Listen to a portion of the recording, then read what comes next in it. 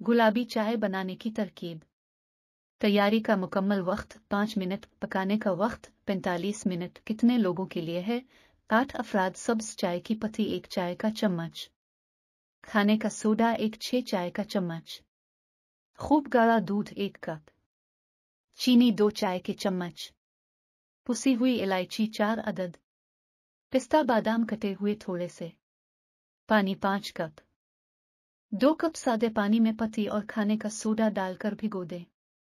2 घंटे बाद चाय बनाने के बर्तन में चूल्हे पर रखें। बर्तन का मुंह खुला हो, जो मील ऊपर आए उसे चाय की छल्ली से निकालती रहे, चम्मच चलाती रहे। उबलने लगे तो 2 कप ठंडा पानी डालें। किसी छोटे मग या गहरे बड़े चम्मच से चाय को बार बार उछालें।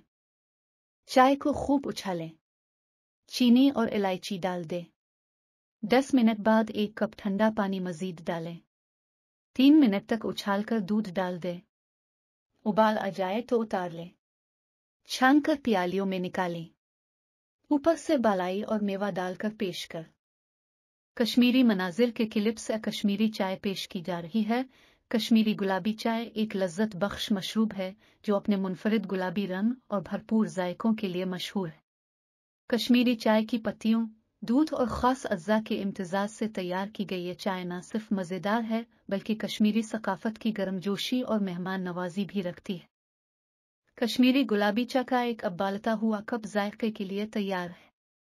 अगर आपने इस तरकीब से लुत्फ़ अंदोज़ हुआ है तो उसे अंगूठा देना ना भूलें।